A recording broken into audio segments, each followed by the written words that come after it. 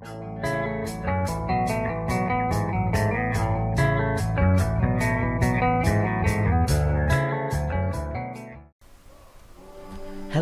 and welcome to another video by me, Chelsea10. As you can see from the title, I'm going to be doing my first impressions on Shadow of War. This is actually my first ever video that I'm recording that I've written a script for, so we're going to see how this goes. Feel free to go in the comments, leave me some advice and feedback that you'd like to give.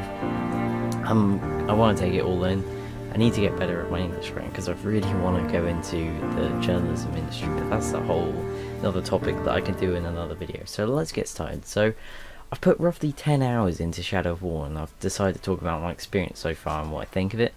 To start, you've got to know that I'm a very big Lord of the Rings fan. I've watched all 6 of the Hobbit and Lord of the Rings extended editions, and I've read the books, so it's fair to say I was looking forward to this game, especially I had so much fun with the first entry, which is Shadow of War. Back in 2014, Shadow of Mordor was a sleeper hit for me and many others alike. It's a game that seemed to be copying others in the genre, such as Assassin's Creed and the Arkham series, yet had the Nemesis system to keep it fresh enough for most to forget these details. It's fair to say that the Nemesis system was revolutionary for the gaming industry. It created a whole new dynamic to how games played and the immersion it can create for the player. Even though the system was so interesting, I never fell in love with it. There was no real reason to control the orcs, and it also felt like there wasn't much consequence for those decisions. This is completely different in Shadow of War and where I've fallen in love with the game over these past few days. Recruiting orcs now has a purpose, as they can help to build your army, increase your overall level, and for when you decide to take over and the fortresses that are in the game, but I'll talk about those later. This also leads to much more interesting story arcs that can branch off depending on the orcs you kill, spare, dominate, or even just plain ignore. Depending on your choices, they will all have their own opinions of you, and this adds a level of depth I never felt I had in Shadow of Mordor. For instance, a captain that I had killed multiple times in the game kept coming back more powerful than before. Eventually he had risen to the rank of war chief and was the bodyguard of the overlord of one of the 5 hub worlds, which are sort of the main areas of the game. I decided it was the perfect opportunity to get my own back, so I spent a good 2 hours dominating his bodyguards, so that when I went to defeat the war chief, his bodyguards would betray him and he would yet again die, but this time not by my own blade.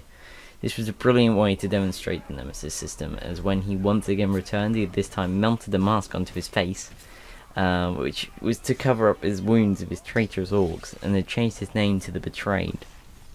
So for me, this is when I actually became involved in the world. I really felt like I had an impact and realised that everything I did was having an impact on the world and everybody in it, and it's really fascinating to watch happen. So I'm going to have some gameplay playing throughout this video, and it's of a fortress battle. I believe I just recorded some gameplay of me attacking my own fortress, which you can do to test it out. And so I just wanted to give you a little glimpse of what it's like, because I can't really do an actual fortress battle right now because I'm at a part in the game where I need to build up my army in other areas to take the next fortress. So I thought I'd just battle my own one, so you can see how it works, see what you would have to do in the situation, except I'm not earning XP or anything. So the fortress mechanic in the game is a big improvement to the main mechanics of Shadow of Mordor. Instead of just building an army and it not being used for any real benefit, in Shadow of War you can use the army you have created to attack other armies and lead them to victory. Once a fortress is taken over, you can then place members of your army in the fort to protect it from other attackers, whether that's AI in-game or real players online. I had a lot of fun messing around with the layout of my army inside the fortress and attacking friends online to see how they've used their orcs effectively. Orcs can also have certain traits that making them much harder to kill than others. For instance, in my first fortress, I placed my harder to defeat orcs as war chiefs, as they had the ability to defend themselves from executions. This makes it much harder for enemy attackers to progress to the overlord, as they actually have to have a better strategy going in. And this also ruins a lot, it would ruin a lot of my hard work if they were able to just kill them, so I thought, can't let them have that. But unfortunately, much like the first game, the story of Shadow of War has fallen quite flat. I'm currently in Act 2, which I believe will lead up until the very end of the game. But the voice acting is superb all round. Talion, voiced by Troy Baker, sounds authentic to the world, as does Alistair Duncan as Celebrimbor, who is my favourite of the pair of protagonists. I feel that the story is more of an add-on to the Nemesis system, which is a real shame since the characters are interesting and an intriguing story could be told. As I said before, I'm not near the end of the game, so I cannot say how it will end or how it will set up for a potential third or final game in the series.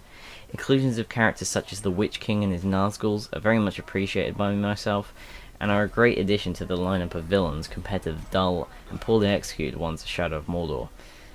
People like the Tower of Sauron, I'm looking at you, he was just a bit... there wasn't much going on with the villains in the first game, I think. But I would talk about the microtransactions in the game, but so far I've not had to encounter them, and so I'm going to leave that for my full review in the future of the game. So far, Shadow of War seems like a vast improvement over Shadow of Mordor, but it still suffers from some of the problems that, such as predictable and bland storylines.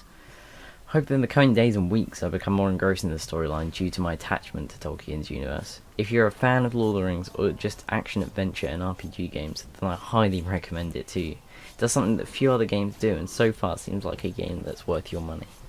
So that was it for my first impressions of Shadow of War. I hope you enjoyed. Feel free, like I said, to comment down below. Let me know what you liked, what you didn't, what I can improve about my writing, because that is my first ever script I've written for a video.